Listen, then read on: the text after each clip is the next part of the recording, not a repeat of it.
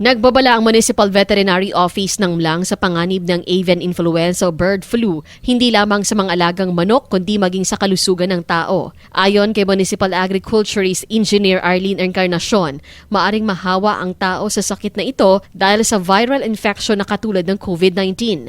Nakakamatay ito.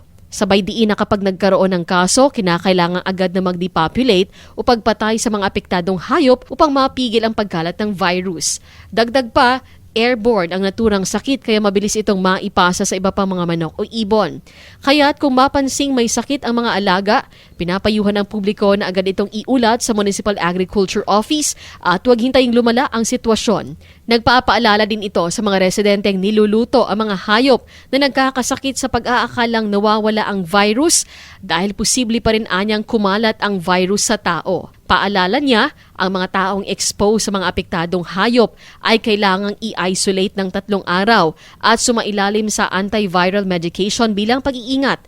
Katulad ng COVID, kailangan ng isolation para hindi makapanghawa. Hindi siya basta-basta kasi kana kay makapatay ra ba ng mura siya COVID ang iyang effect ana mura bird flu magkuan ka magtanang kaso magsipon ubuan parang COVID din fatal siya ba hindi na lang ta maghinayang kay ngano kita man gud ang lost kita ang affected ba.